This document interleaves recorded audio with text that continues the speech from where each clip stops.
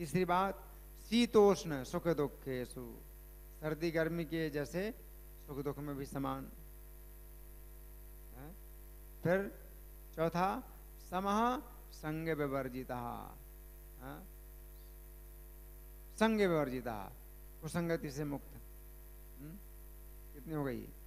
1 2 3 4, 4 बातें हो गई। फिर पांचवी बात, तुल्य निंदा स्तुतिर।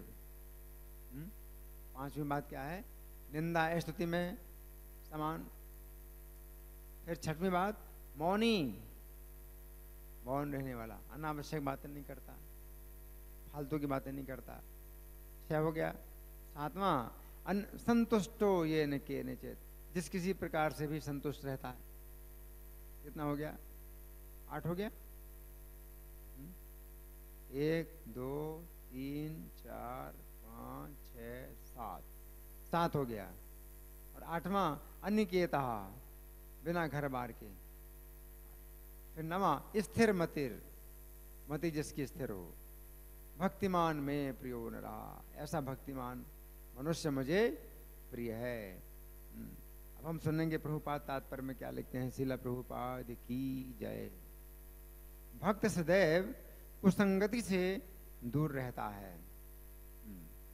तो सबसे पहले प्रभुपाद तात्पर्य में कुसंगति की बात करते हैं, कुसंगति से दूर रहता है ना। तो श्लोक में देखिए, इस श्लोक में कौन सा यहाँ पर शब्द है जिसमें प्रभुपाद तात्पर्य में लिखते हैं कुसंगति से दूर रहता है। अब संग विवर्जिता, हाँ, तो प्रभुपाद यहाँ से शुरू करते हैं व्याख्या। संग विवर्जिता, संग से जो मुक्त रहता है, जो संग से मुक्त रहता है। और संग का मतलब कुसंगति, संगति का मतलब कुसंगति से जो दूर रहता है। यहाँ संग का मतलब साधु संग नहीं है। यहाँ संग का मतलब कुसंगति है ना। तो जो कुसंगति से दूर रहता है ना। आगे प्रभुपाद लिखते हैं, मानव समाज का स्वभाव है कि कभी किसी की प्रशंसा की जाती है तो कभी उसकी निंदा की जाती है ना। ये जो बात प्रभुपाद लिखते हैं प्रशंसा और निंदा की, इसमें कौन सा शब्द है इस श्लोक में? कौन बताएगा? इस श्लोक में कौन सा शब्द है?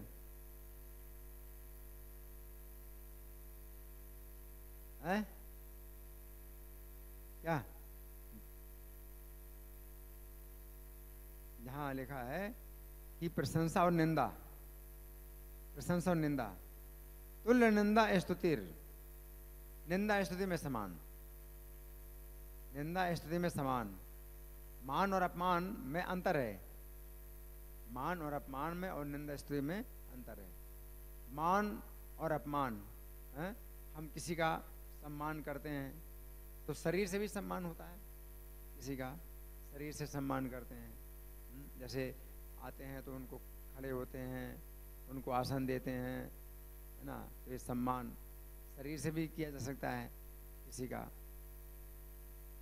लेकिन निंदा स्तुति वाणी के द्वारा होती है। प्रशंसा करते हैं या किसी की निंदा करते हैं वो वाणी के द्वारा करते हैं। लेकिन सम्मान और अपमान हम उनका शरीर से भी कर सकते हैं, मन से भी कर सकते हैं, वाणी से भी कर सकते हैं। मान अपमान, मान अपमान में और निंदा स्तुति में ये अंतर है।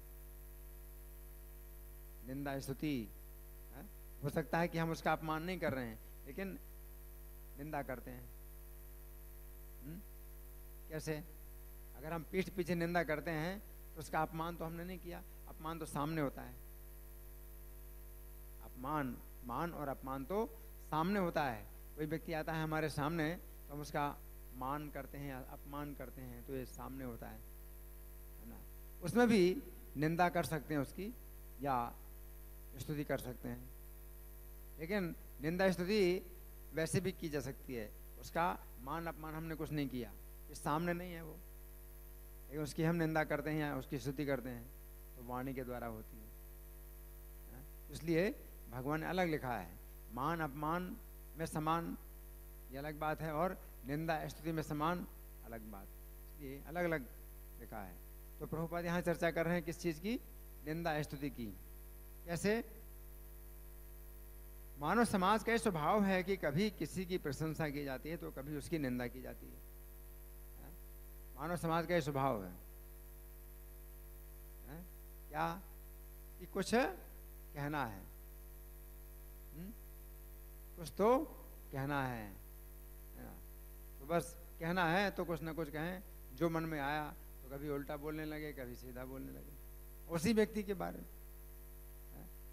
उसी व्यक्ति के बारे में कभी उल्टा बोलने लगते हैं, कभी सीधा बोलने लगते हैं। मानव समाज में होता है। अगर आप कोई अच्छा काम करते हैं तो वो अच्छा ही अच्छा फिर बोलेंगे, फिर वो उसके दोस्त भूल जाते हैं, फिर उसके गुण ही गुण बोलते हैं। और अगर कुछ उल्टा काम कर दिया आपने तो फिर जो है आपके गुण भूल जाएंगे, फिर दोस्त ही दोस्त बोलेंगे। मानव समाज का स्वभाव है। प्रशंसा करेंगे तो प्रशंसा ही करते जाएंगे, फिर निंदा नहीं करते हैं, और निंदा करेंगे तो निंदा ही करते जाएंगे, फिर प्रशंसा नहीं करेंगे, है ना? ये मानव समाज का स्वभाव है ना? तो प्रभुपाद क्या लिखते हैं? मानव समाज का स्वभाव है कि कभी किसी की प्रशंसा की जाती है तो कभी उसकी निंदा की जाती है, लेकिन भक्त कृत्रिम यश तथा अपयश, दुख या सुख से ऊपर उठा हुआ होता है। ये कृत्रिम है। भक्त की नजरों में ये सब यश और अपयश, दुख सुख कृत्रिम है। कृत्रिम का मतलब क्या है? बनावटी है। ये सब बनावटी है। यश अपयश ये सब बनावटी है, क्योंकि ज्यादा समय तक रहता नहीं।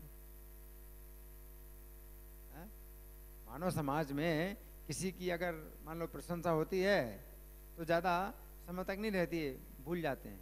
अब समाचार पत्र में कितनी बातें निकलती हैं, कई बार हमारे मंदिर को लेकर के भी या हमारे हरे कृष्ण आंदोलन को लेकर के भी कुछ उल्टी बातें छाप दी जाती हैं, मीडिया में आती हैं, उल्टी बातें आती हैं। इनको समय के बाद सब समाप्त हो जाता है ना? फिर जो है कुछ प्रशंसा की बातें भी आती हैं हमारे हरे कृष्ण आंदोलन की। तो ये जो है कृत्रिम इसलिए है कि मानव समाज का स्वभाव है, मानव समाज का स्वभाव है। लेकिन हाँ, भगवान का जो यश है, भगवान की जो प्रशंसा है वो कृत्रिम नहीं है। इसलिए हरे कृष्ण आंदोलन की जितनी प्रशंसा आप करते हैं वो बनावटी नहीं है। निंदा जो करते हैं वो तो बनावटी है, कुछ समय तक रहेगी फिर नहीं रहेगी। लेकिन जो यश है जितना भी है वो बना रहता है, क्योंकि सत्य है। लेकिन वैसे सामान्य व्यक्ति के बारे में कुछ बातें छपती हैं, किसी फिल्म स्टार के बारे में कभी बातें छपती हैं या मीडिया में आती हैं, ये गलत है वो गलत है, ज़्यादा समय तक रहता नहीं। या किसी फिल्म स्टार के बारे में बड़ी अच्छी बातें आती हैं कि भाई बहुत अच्छा है, ज़्यादा समय तक नहीं रहती, क्योंकि सब बनावटी है, सब कुछ बनावटी है। क्योंकि शरीर जिसके आधार पर किसी की प्रशंसा होती है या किसी की निंदा होती है, ये शरीर ही अनित्य है, बदल रहा है।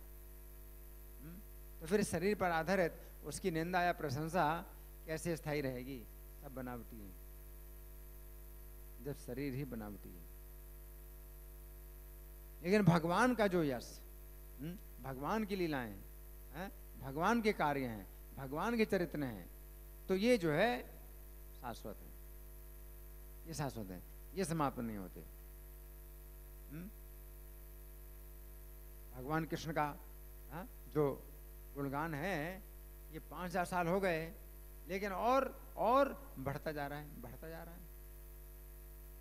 श्री चैतन्य देव का गुणगान है 500 साल हो गए हैं, है ना, और बढ़ता जा रहा है, बढ़ता जा रहा है।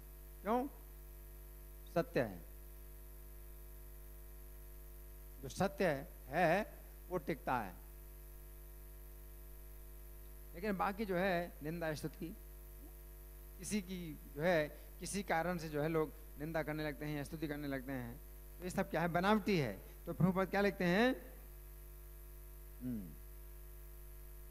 लेकिन भक्त कृत्रिम यश तथा अपयश, दुख या सुख से ऊपर उठा हुआ होता है। उसी प्रकार से दुख और सुख भी है ना? तुल्य निंदा स्तुति, है ना?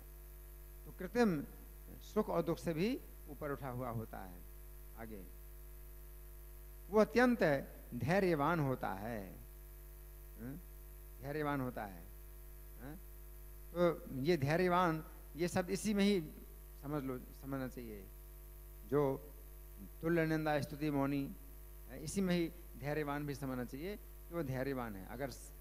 अगर वो जो है सुख दुख में समान है, निंदा स्तुति में समान है, तो ये धैर्य का ही गुण है। तो इसमें धैर्य ही माना जाएगा कि धैर्य है उसके अंदर, वो धैर्यवान होता है। आगे, वो कृष्ण कथा के अतिरिक्त कुछ भी नहीं बोलता, अतः उसे मौनी कहा जाता है। शब्द है ना इस श्लोक में, क्या? मौनी। तो मौनी का मतलब कि वो मौन रहता है।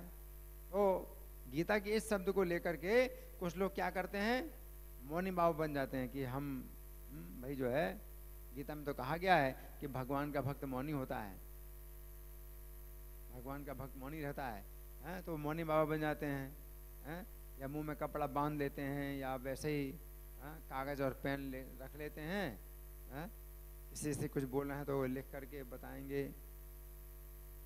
सुनते तो हैं लेकिन बोलते नहीं, बोलना है तो लिख करके बोलेंगे, तो मौनी बाबा बन जाते हैं। लेकिन प्रभुपाद बताते हैं कि मौनी का मतलब यहाँ क्या है, कृष्ण के कथा के अलावा और कुछ नहीं बोलना, फालतू की बातें नहीं बोलना। फालतू की बातों में कितना टाइम खराब होता है। एक बात छिड़ जाती है, किसी फिल्म की बात छिड़ जाती है, तो उसी में ही घंटों चर्चा कर देते हैं। यहाँ वो हीरो, उसने ये किया, उस हीरोइन ने ये किया, उस विलेन ने ये किया, ये वो है। या किसी फिल्म स्टार की चर्चा चलती है तो उसी के बारे में बोलते रहते हैं, वो कैसे खाता है, वो कैसे चलता है, ये सब चलते रहते हैं। किसी हीरोइन की बात है। और राजनीति में भी जो है कुछ चर्चा छिड़ जाती है तो उसी में ही चर्चा चलती रहती है, किसी नेता के बारे में चर्चा चलती रहती है। लेकिन मौनी का मतलब क्या है, इन सब बातों में रुचि नहीं लेता वो। मौनी का मतलब ये है कि इन बातों का उत्तर भी नहीं देता है। कोई पूछता है कि ये क्या है, वो क्या है, दुनिया भर की बातें पूछता है, तो वो मौनी है। लेकिन ऐसे मौनी भी ठीक नहीं है कि वो कुछ उत्तर ना दे, बल्कि बात को घुमा देता है और कृष्ण की तरफ ले आता है। जैसे प्रभुपाद थे, तो प्रभुपाद से कोई व्यक्ति किसी भी तरह की बातें करे, प्रभुपाद उसकी बात को घुमा करके कृष्ण में ले आते थे। तो मौनी का मतलब ये नहीं कि कुछ बोलना नहीं, कृष्ण कथा के अलावा कुछ नहीं बोलना है। तो कोई भी जो है विषय की बातें कोई व्यक्ति करता था तो प्रभुपाद जो है उसको मोड़ करके कृष्ण कथा में लाते थे। तो यहाँ पर मौनी का मतलब ये। तो प्रभुपाद लिखते हैं आगे, हाँ देखो प्रभुपाद कितना अच्छा लिखते हैं। मौनी का अर्थ ये नहीं कि वो बोले नहीं है? कितना अच्छा है, क्योंकि गीता के इस शब्द से लोग भ्रमित होंगे। प्रभुपाद जानते हैं लोग भ्रमित होंगे, इसलिए प्रभुपाद लिख रहे हैं मौनी का अर्थ ये नहीं कि वो बोले नहीं, अपितु ये कि वो अनर्गल आलाप ना करे, फालतू की बातें ना करे। आगे, मनुष्य को आवश्यकता पर बोलना चाहिए और भक्ति के लिए सर्वाधिक अनिवार्य वाणी तो भगवान के लिए बोलना है। बहुत आवश्यक है। कलयुग में तो वैसे भी कीर्तन की विधि बताई गई है। कलयुग में तो क्या कहा गया, एकमात्र कीर्तन की ही विधि है, कीर्तना देव कृष्ण से। और कीर्तन कैसे किया जाता है, वाणी के द्वारा ही तो किया जाता है। तो कीर्तन ये भी है, जैसे मैं बोल रहा हूँ ये भी कीर्तन है। आप किसी को प्रचार कर रहे हैं, किसी को कृष्ण के बारे में समझा रहे हैं, और किसी को आप प्रभुपाद की पुस्तक दे रहे हैं, तो आप बोल रहे हैं, तो ये भी सब जो है कीर्तन है।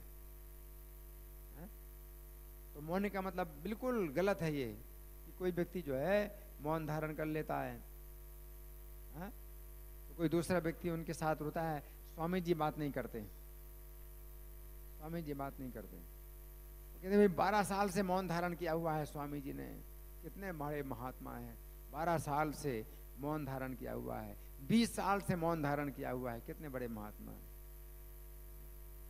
प्रभुपाद क्या कहते हैं कि बहुत से जो है महात्मा बनने के लिए मौन धारण कर लेते हैं, कुछ बोलना नहीं पड़ेगा तो पता भी नहीं चलेगा कि मूर्ख आदमी है, कुछ जानता ही नहीं, वो कुछ जानता ही नहीं है कृष्ण के बारे में, न प्रचार करना चाहता है कृष्ण का, उसको दिखाने के लिए मैं कितना बड़ा महात्मा हूँ, वो मौन धारण कर लेता है। लोग सोचते हैं कितने बड़े महात्मा हैं, कुछ नहीं बोलते ही नहीं। लेकिन अगर वो बोलेंगे तो पता चल जाएगा कि कितने बेवकूफ़ हैं, तो सिर्फ बोलते नहीं हैं, महात्मा बने फिरते हैं। तो प्रभुपाद लिखते हैं कि भक्त के लिए सर्वाधिक अनिवार्य वाणी तो भगवान के लिए बोलना है। आगे, भक्त समस्त परिस्थितियों में सुखी रहता है। ये देखिए इसमें कौन सा शब्द है ऐसा? प्रभुपाद लिखते हैं भक्त समस्त परिस्थितियों में सुखी रहता है। इस श्लोक में कौन सा शब्द है? देखिए, संतुष्टो येन केनचित्। देख रहे हैं, संतुष्टो येन केनचित्। येन केनचित् मतलब जिस किसी प्रकार से संतुष्ट, जिस किसी प्रकार से संतुष्ट। जैसे कहते हैं जाहे विधि राखे राम ताहे विधि रखिए ना, जे वही जिस किसी प्रकार से संतुष्ट। संतुष्टो येन केनचित्। आगे प्रभु लिखते हैं कभी उसे स्वादिष्ट भोजन मिलता है तो कभी नहीं, किंतु वो संतुष्ट रहता है। स्वादिष्ट मिला कभी नहीं मिला, है ना, संतुष्ट रहता है। भोजन के पहले क्या बोलता है? कृष्णा बड़ा दोया मोय। बहुत पहले से ही उसका सिद्धांत है। अभी उसने चखा नहीं है प्रसाद, नहीं अभी उसने चखा, तो प्रसाद खाने के पहले ही वो जो है प्रणाम करता है, बहुत संतुष्ट होता है। क्या कह के कि कृष्ण बड़े दयालु हैं।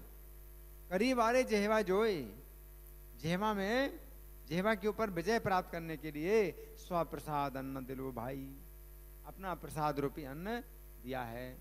कृष्ण ने ये प्रसाद जो दिया है वो जेहवा को बस में करने के लिए दिया है। स्वप्रसाद अन्न दिलो भाई, सेन्ना अमृत पाओ, तो उस अमृत को अब पाओ, खाओ नहीं पाओ। सेन्ना अमृत पाओ, प्रसाद हम पाते हैं, खाते हैं, फिर भी व्यवहार में बोलते हैं प्रसाद खा रहे हैं, लेकिन वैसे तो प्रसाद पाते हैं। सेन्ना अमृत पाओ, राधा कृष्ण गुण गाओ, और राधा कृष्ण का गुण गाओ।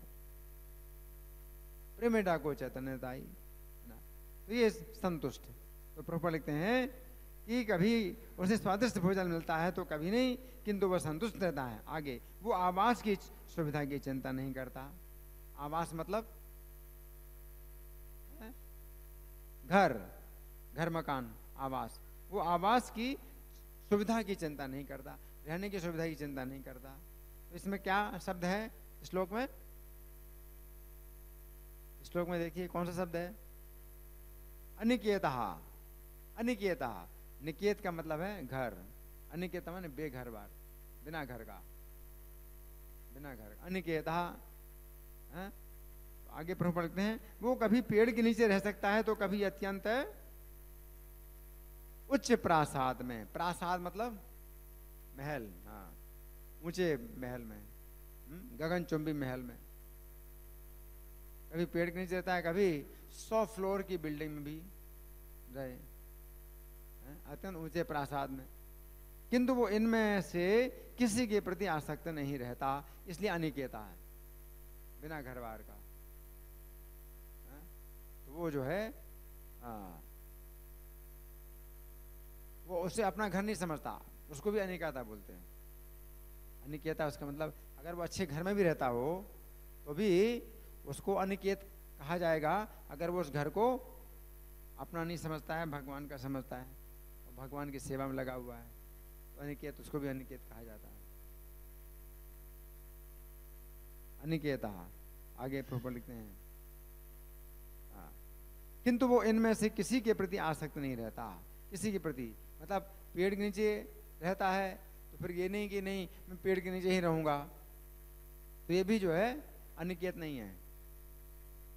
अगर उसकी आसक्ति होगी पेड़ के नीचे की, इसी पेड़ में के नीचे मैं रहूंगा, मैं कहीं नहीं जाऊंगा, तो वो भी एक आसक्ति है, तो उसमें भी आसक्त नहीं है। और ऊंचे भवन में भी जो है रहता है तो उसमें भी उसकी आसक्ति नहीं, मैं यहीं पर रहूंगा, मुझे यही मकान चाहिए, तो उसकी आसक्ति नहीं है, तो उसको कहते हैं अनिकेता। अनिकेता। इसके बाद प्रभुपाद लिखते हैं वो स्थिर कहलाता है क्योंकि वो अपने संकल्प तथा ज्ञान में दृढ़ होता है। कौन सा शब्द है श्लोक में? स्थिरमति, स्थिरमति, अनिकेता स्थिरमतिर। हाँ, तो घर उसका जो है कोई होता नहीं है, अपना घर नहीं होता है, लेकिन मति स्थिर होती है। घर अलग अलग होते हैं। अगर वो यात्रा करता है तो कभी किसी घर में ठहर जाता है, कभी किसी घर में ठहर जाता है। हाँ? तो घर तो उसका जो है स्थिर नहीं है, लेकिन मति स्थिर है, स्थिर मति, अनिकेता स्थिर मतिर, है ना। अपने संकल्प ज्ञान में दृढ़ होता है। आगे, भले ही भक्ति के लक्षणों की कुछ पुनरावृत्ति हुई हो, लेकिन ये इस बात पर बल देने के लिए है कि भक्त को ये सारे गुण अर्जित करने चाहिए। पुनरावृत्ति हुई हो, हाँ, जैसे कि शत्रु मित्र में समान, मान अपमान में समान, तो ऐसा भी कहा जा सकता है कि एक ही जैसा है। हाँ? लेकिन अगर गहराई से देखा जाए तो अंतर है। शत्रु मित्र में समान, मान अपमान में समान, निंदा स्तुति में समान, अंतर है। लेकिन अगर बड़े मोटे तौर से देखा जाए तो मतलब वही वही बातें हैं। ऐसा लगता है कि भगवान ने वही वही बातें बोली हैं। तो प्रभुपाद कहती हैं अगर आप पुनरावृत्ति भी मानते हो कि भाई उसी बात को दोहरा रहे हैं भगवान बार बार, तो प्रभुपाद क्या लिखते हैं, लेकिन ये इस बात पर बल देने के लिए है कि भक्त को ये सारे गुण अर्जित करने चाहिए। भगवान अगर मान लो दोहरा रहे हो तो ये भी दोष नहीं माना जाएगा। क्यों? क्योंकि किसी बहुत महत्वपूर्ण बात को अगर दोहराया जाए तो वो दोष नहीं माना जाता है? जैसे कोई आश्चर्य, कोई बहुत बड़ा आश्चर्य होता है तो हम क्या कहते हैं, आश्चर्य है, ओहो कितना आश्चर्य है, अरे बहुत बड़ा आश्चर्य है। तो बार बार हम बोलते हैं आश्चर्य है, आश्चर्य है, आश्चर्य है। क्यों? क्योंकि इतना आश्चर्य है कि हम एक बार बोलने पर संतुष्ट नहीं होते, तो बार बार बोलते हैं। उसी प्रकार से भगवान भी अगर कोई गुण को बार बार दोहरा रहे हैं, ये भी दोष नहीं है, बल्कि उसका महत्व दिखाने के लिए। आगे, सद्गुणों के बिना कोई शुद्ध भक्त नहीं बन सकता। क्या? सद्गुणों के बिना कोई शुद्ध भक्त नहीं बन सकता। कोई कहे भाई ये शुद्ध भक्त हैं, कोई कहे शुद्ध भक्त हैं, लेकिन इनमें से कोई गुण नहीं है जो भगवान ने बताया, तो फिर कैसे कहेंगे शुद्ध भक्त हैं?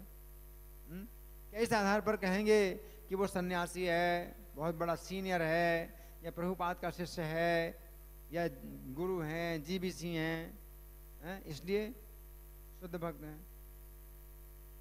हाँ, सम्मान किया जाता है उनका, लेकिन गुणों के आधार पर वास्तव भगवान तो नहीं मानेंगे। मान लो कोई प्रभुपाद का शिष्य हो या गुरु हो, जीबीसी हो, अगर मान लो उल्टा कार्य करे, है ना, तो हो सकता है कि यमदूत उसको लेने के लिए आए। कोई बहुत बड़ा गुरु भी हो करके अगर कोई उल्टा काम करे तो समाज में हो सकता है कि उसकी निंदा ना हो, उसका खूब सम्मान हो, लेकिन जब शरीर छोड़ेगा तो उसको यमदूत मिलेंगे ले जाने के लिए। यमदूत थोड़ी कहेंगे कि नहीं नहीं तुम बहुत बड़े गुरु हो, जीबीसी हो, इसलिए तुम्हारा जो है तुम्हें विष्णु दूत आएंगे लेने के लिए। इस आधार पर कोई व्यक्ति वैकुंठ नहीं जाता है, बल्कि गुण होने चाहिए, ऐसे गुण होने चाहिए। आगे प्रभुपाद लिखते हैं,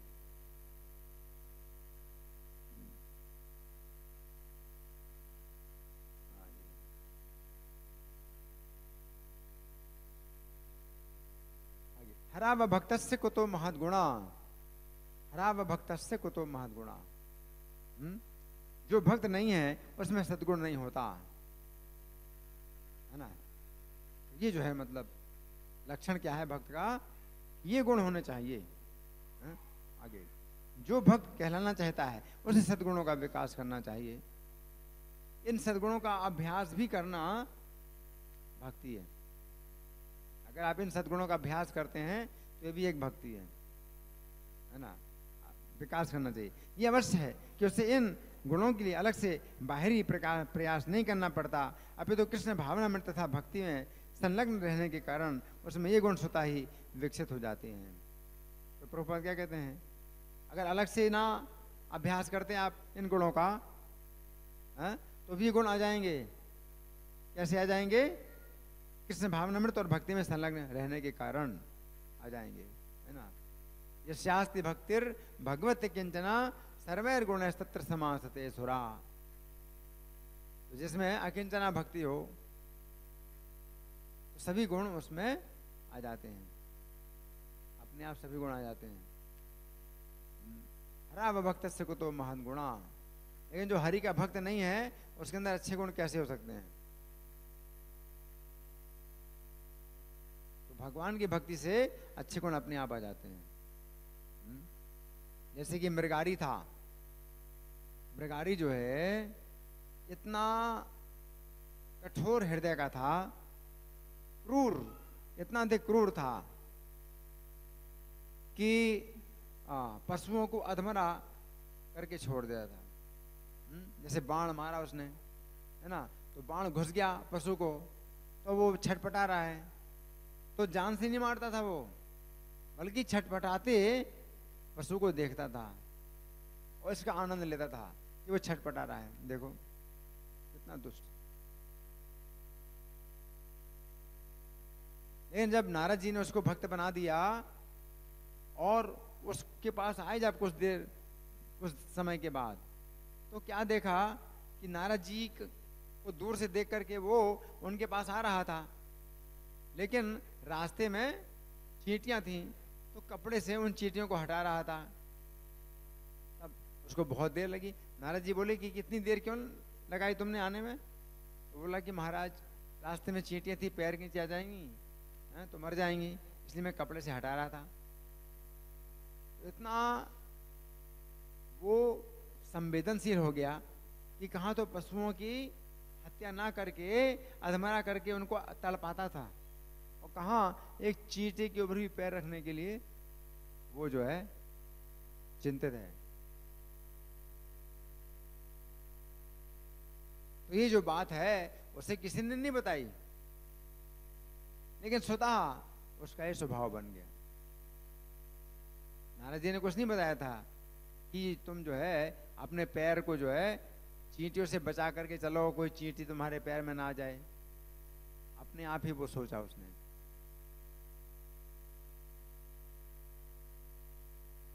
नारद जी ने तो उसको केवल ही भक्ति की विधि बताई थी कि दिन भर हरे कृष्ण मंत्र का जप करो और कुछ नहीं करना है तुम्हें, बस तुलसी का पौधा अपने सामने रख लो और दिन भर हरे कृष्ण का जप करते रहो बस।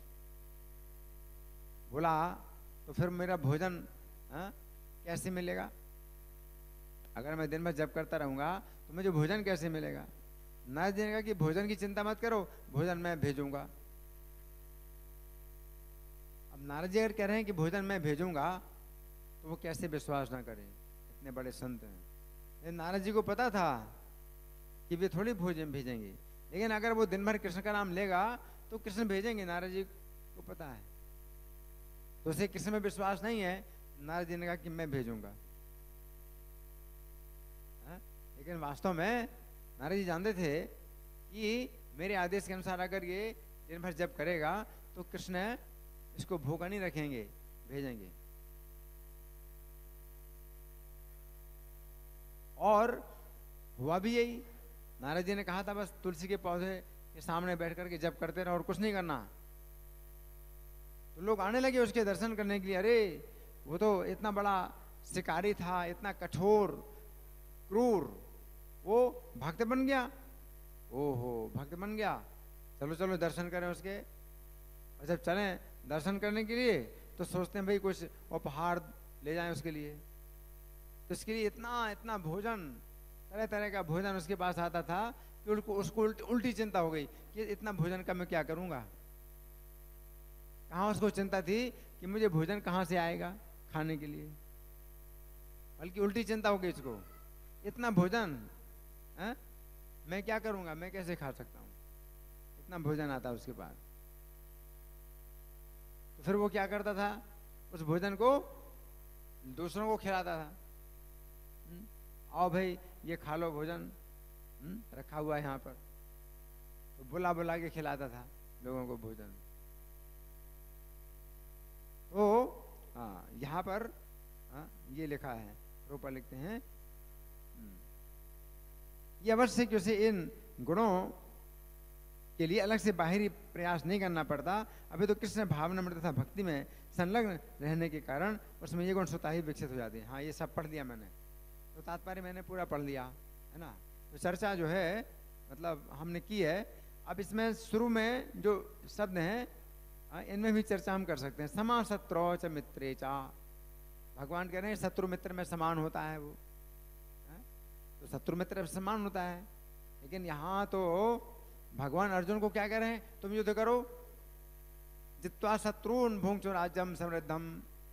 भगवान अर्जुन से कहते हैं कि शत्रुओं को जीत करके समृद्ध राज्य भोगो। भगवान तो ये कह रहे हैं। अभी यहाँ पर कह रहे हैं भगवान कि शत्रु मित्र में समान होता है?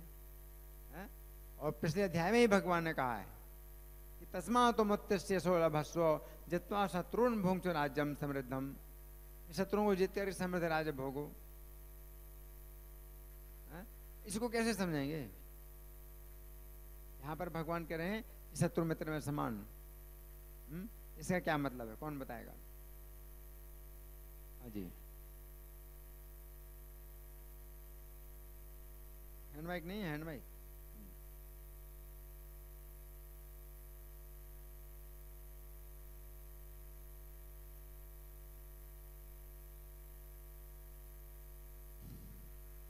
शत्रु मित्र में समान, इसका मतलब यही है कि कोई भी व्यक्ति जो है अगर कृष्ण का भक्त नहीं है या कृष्ण का भक्त नहीं बनना चाहता है, कृष्ण से शत्रुता करता है, तो इस आधार पर वो शत्रु मानता है उसको। कोई व्यक्ति अगर कृष्ण का भजन करता है, कृष्ण का भक्त है, इस आधार पर वो अपना मित्र मानता है और कोई दूसरे कारण से नहीं। जैसे कि सुग्रीव से जो है रावण ने कहा कि सुग्रीव तुम तो मेरे मित्र हो, बाली के साथ मेरी मित्रता थी, तुम भी मेरे मित्र हो, इसलिए राम को छोड़ करके चले जाओ, मेरी तुमसे कोई शत्रुता नहीं है। तो सुग्रीव ने उसकी मित्रता स्वीकार नहीं की। सुग्रीव ने क्या कहा, तुमने राम के साथ शत्रुता की है तो तुम मेरे शत्रु हो। शत्रु मित्र में समान का मतलब यह है कि अपने प्रति जो है कोई व्यक्ति अगर शत्रुता या मित्रता का व्यवहार करता है, तो इस पर वो विचार नहीं करता है, वो भगवान के कारण विचार करता है कि भगवान से शत्रुता मित्रता करता है, इसलिए मेरा शत्रु या मित्र है। इस आधार पर वो अपने साथ भी अगर व्यवहार कर रहा है शत्रुता का और भगवान के नियम के विरुद्ध है तो भी शत्रु है। जैसे अर्जुन के साथ, पांडवों के साथ ये अन्याय कर रहे हैं, है ना, और इसके अनुसार वे भगवान के जो है आदेश का उल्लंघन कर रहे हैं, अपराध करते हैं, तो वे शत्रु हैं।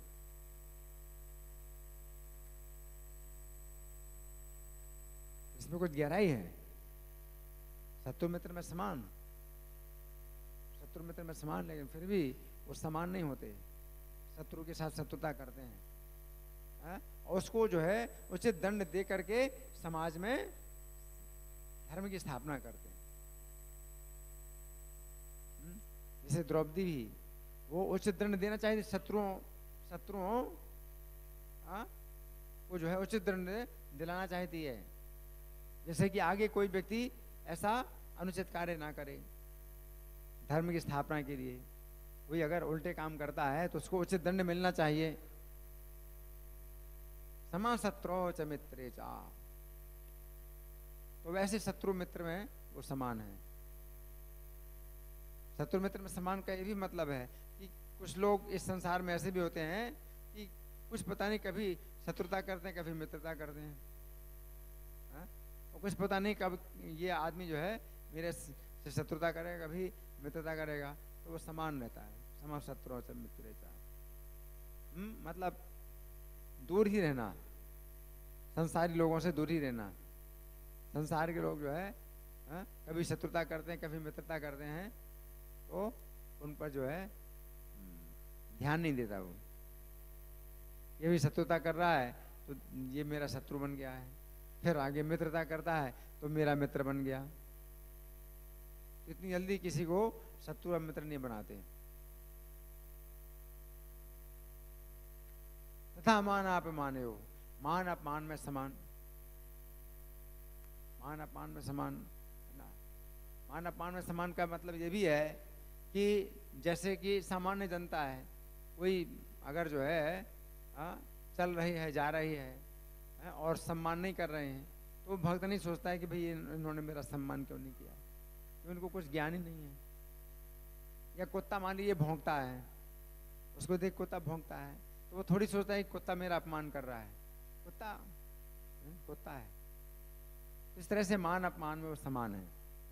मान अपमान में समान का ये मतलब नहीं है कि जहाँ उसका सम्मान होता है वहाँ पर उसका अपमान किया जाए, इसका ये मतलब नहीं है।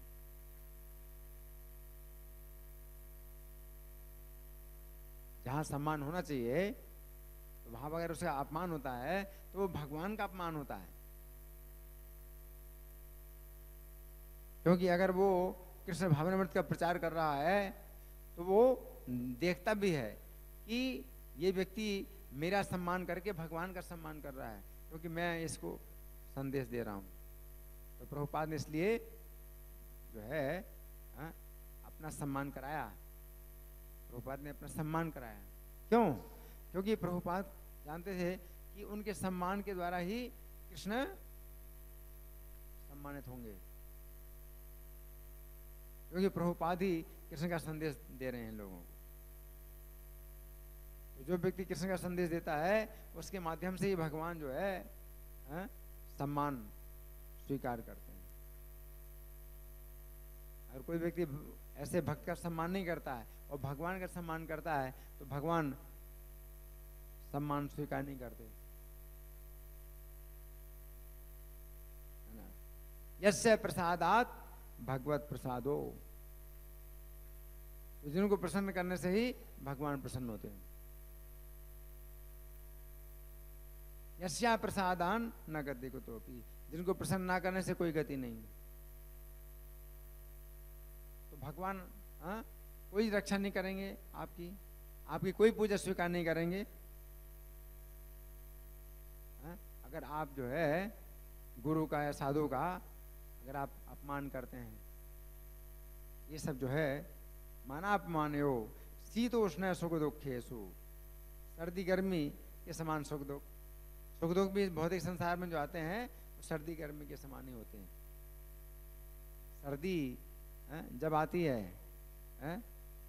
तो शुरू होती है, फिर बढ़ती है, फिर बढ़ती है, फिर घटती है, तो घटने लगती, घटती जाती है। फिर गर्मी शुरू होती है, फिर बढ़ती जाती, बढ़ती जाती, बढ़ती जाती है, फिर घटने लगती है, फिर घटती जाती, घटती जाती, घटती जाती। जैसे सर्दी गर्मी अपने समय पर आते हैं और जाते हैं, उसी प्रकार से सुख दुख भी अपने समय पर आते हैं, जाते हैं। शीतोष्ण सुख दुखेषु समहा, इसलिए वो समान रहता है। और संग विवर्जिता, संग विवर्जिता का मतलब क्या है कि वो संगति नहीं करता है। असत्संग, असत्संग त्याग यही वैष्णव आचार, वैष्णव का ये सिद्धांत है, असत्संग का त्याग करना। इस तरह से भगवान ने आज के 2 श्लोकों में कुछ गुणों की चर्चा की है। और भगवान क्या कह रहे हैं? भक्तिमान में प्रियो न रहा, ऐसे गुण जिसके अंदर हों, लेकिन विशेषता क्या है? भक्तिमान, भक्ति के साथ में ये गुण हो। अगर भक्ति नहीं है और ये गुण हो तो क्या होगा? भगवान को प्रिय नहीं होगा और ये गुण रहेंगे भी नहीं। अगर भक्ति नहीं है और ये गुण दिखाई पड़ रहे हैं तो ये उसी प्रकार से है जैसे कि सूर्य अस्त हो गया और सूर्य का प्रकाश फिर भी दिखाई देता है, लेकिन क्या हो है? नहीं रहेगा। सूर्य अस्त हो गया है तो सूर्य का प्रकाश होता है, लेकिन कुछ समय के बाद नहीं रहेगा। उसी प्रकार से कृष्ण की भक्ति नहीं है और ये गुण है अगर दिखाई पड़े तो क्या समझना चाहिए? हाँ, थोड़े समय के बाद चले जाएंगे,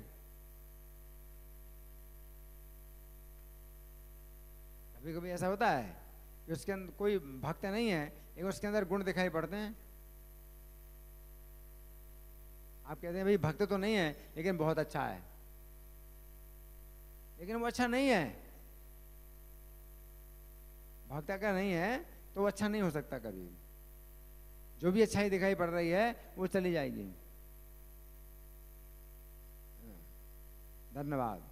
ग्रंथराज श्रीमद् भगवद गीता की जय। जगत गुरु शिला प्रभुपाद की जय। श्री श्री राधा पार्थ सारथी ललिता विशाखा की जय। श्री श्री गौरताई की जय। श्री श्री सीताराम लक्ष्मण हनुमान की जय हो। प्रश्न है? अच्छा,